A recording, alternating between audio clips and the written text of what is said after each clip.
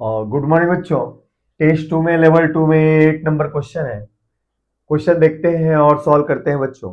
Question कह रहा है बच्चों, in photoelectric experiment it was found that at a stopping potential, है ना, it was found that a stopping potential decreases from 1.85 volt to 0.82 volt as wavelength of incident light is varied from 300 nanometre to 400 nanometre. भाई wavelength को increase किया जाता है, अर्थात कि falling photon की एनर्जी को बच्चों डिक्रीज किया जाता है ना।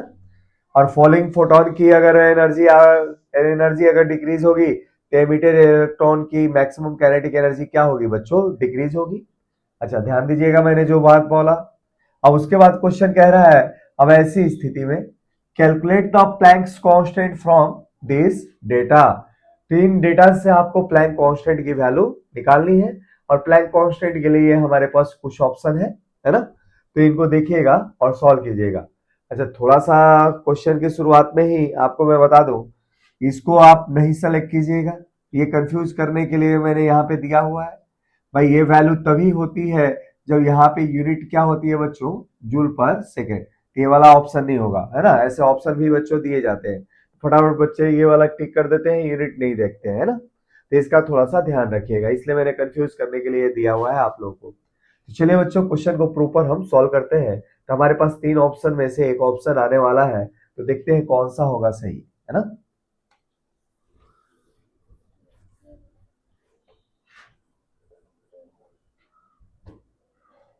और सॉल्यूशन देखते हैं।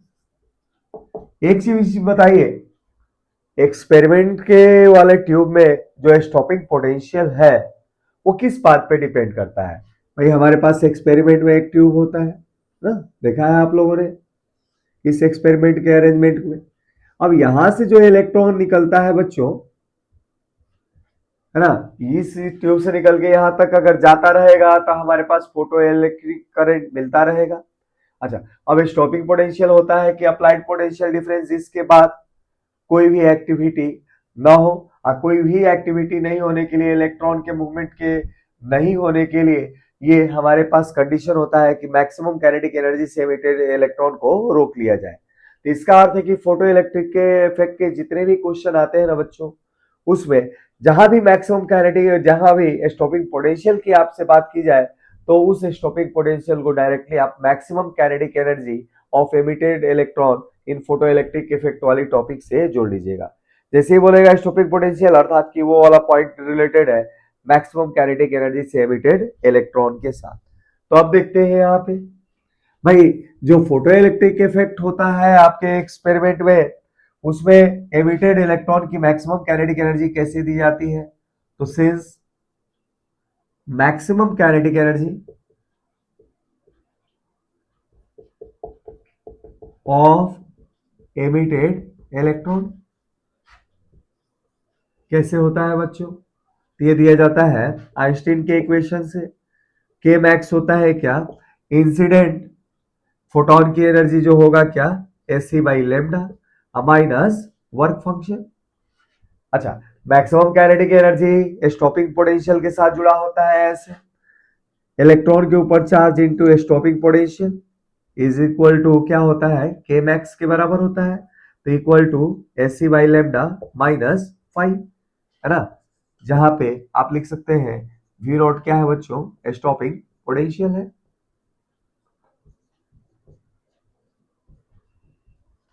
अब तो यहां से हम लिख सकते हैं क्या, v naught equal to A C upon lambda, है ना, इंटू ई, और माइनस क्या हो जाएगा बच्चों, 5 अपॉन ई हो जाएगा।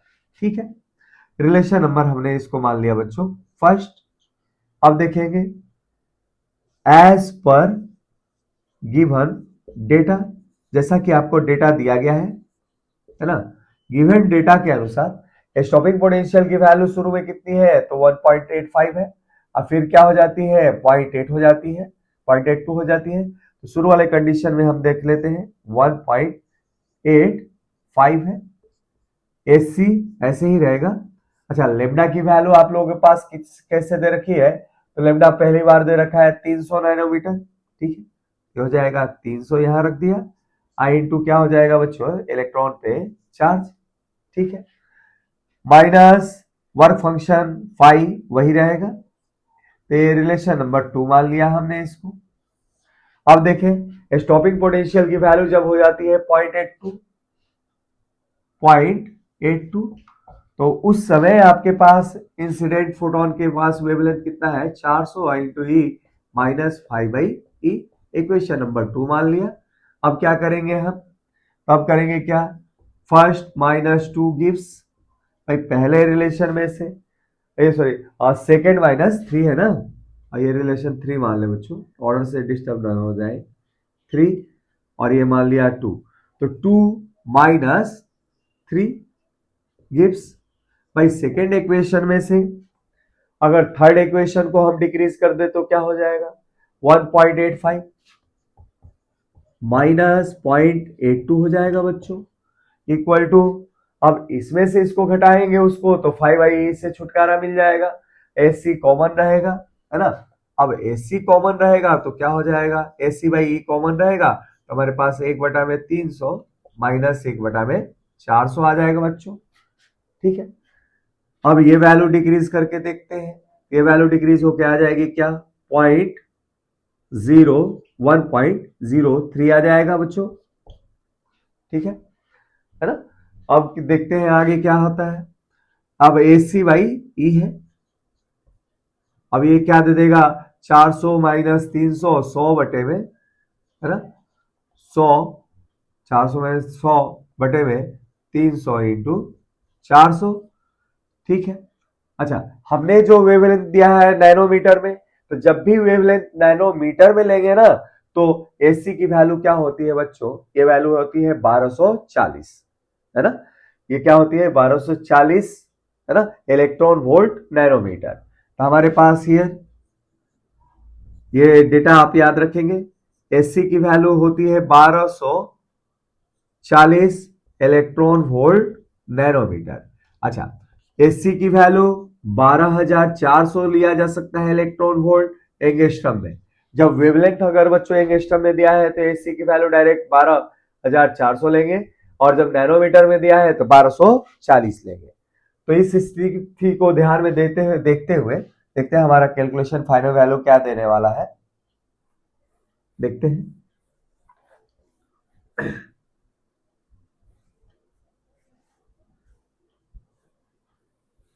अच्छा, और चूंकि हमें प्लैंक कांस्टेंट की वैल्यू यहाँ पे निकालनी है तो हम एसी की वैल्यू ये वाला डेटा पुट नहीं करेंगे, ये आपको बस जानकारी के लिए दे दिया।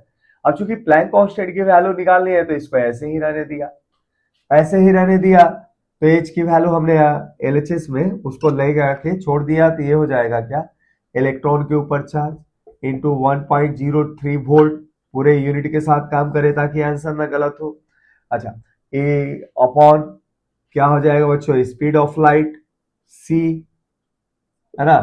अच्छा, ये क्या हो जाएगा 100 नैनोमीटर, ठीक है, और ऊपर जाएगा तो क्या हो जाएगा बच्चों, ये हो जाएगा 300 इंटू 400 इंटू नैनोमीटर का स्क्वायर, ऐसे सॉल्व करेंगे। अब देखते हैं फाइनल डेटा क्या आने वाला है। अच्छा, ई की वैल्यू वोल्ट के साथ अगर मल्टीप्लाई कर दे तो हमारा एच की वैल्यू इलेक्ट्रॉन वोल्ट में आएगा, जैसा कि डेटा आपको दिया हुआ है, ये वैल्यू हो जाएगा 1.03। अच्छा, सी की वैल्यू होती है 3 इंटू 10 के पावर 8, ठीक है। अब क्या हो जाएगा, 1 नैनोमीटर से 1 नैनोमीटर को उड़ा दो, ठीक है। अभी क्या हो जाएगा, ये एक 0 0 से एक कॉम्बिनेशन 0 0 का हटा दो, इंटू क्या हो जाएगा बच्चों, चलते यही 1200, ठीक है, और ऊपर है नैनोमीटर, नैनोमीटर कहने का अर्थ है 10 के पावर -9, और यूनिट जो बचेगी वो बचेगी क्या बच्चों, इलेक्ट्रॉन वोल्ट के रूप में बचेगी। अच्छा, इसको जो सॉल्व करोगे, इसको जो सॉल्व करोगे कैलकुलेटर से तो आपका डेटा आने वाला है बच्चों क्या, 4.12, क्या आएगा डेटा बच्चों, 4.12 इंटू 10 के पावर -15 इलेक्ट्रॉन वोल्ट और सेकेंड। तो ये प्लैंक कांस्टेंट की वैल्यू आएगी इस क्वेश्चन में निकल के, है ना बच्चों। तो जो जो मोटी जानकारियां दी मैंने आपको प्लैंक कांस्टेंट के बारे में, ये आप डेटा भी याद रख सकते हैं। प्लैंक कांस्टेंट की वैल्यू आप लोगों ने पढ़ा है क्या होता है, तो प्लैंक कांस्टेंट की वैल्यू आप लोगों ने पढ़ा है 6 पॉइंट, क्या पढ़ा है बच्चों, 6.6 इंटू 10 के पावर -34, ये जूल सेकेंड होता है। लेकिन न्यूमेरिकल में डायरेक्ट अगर इलेक्ट्रॉन वोल्ट के साथ काम करना हो ना प्लैंक कांस्टेंट में, तो वैल्यू होता है 4.14। हालांकि इसमें कैलकुलेशन में थोड़ा सा इससे डिफर आया क्योंकि डेटा हमारे पास वैसे थे। बाकी एग्जैक्ट जो वैल्यू होती है प्लैंक कांस्टेंट की इलेक्ट्रॉन वोल्ट में 4.14 इंटू 10 के पावर -15 इलेक्ट्रॉन वोल्ट सेकेंड। और साथ में एच और सी को अगर मल्टीप्लाई किया जाए तो वेवलेंथ जब नैनोमीटर के साथ डील करना हो तो ये वाला क्वांटिटी लेंगे, और अगर आपको एंगस्ट्रॉम में डील करना हो वेवलेंथ में तो ये वाली क्वांटिटी लेंगे। तो इन डेटा को अगर आप याद रखते हैं तो फोटो इलेक्ट्रिक इफेक्ट के क्वेश्चन को करने में आपको काफी सुविधा मिलेगा, है ना। आपको आपकी स्पीड उसमें क्या होगी बच्चों, इंक्रीज हो जाएगी। तो चलिए बच्चों इस टेस्ट के ऊपर और क्वेश्चन हम करते हैं।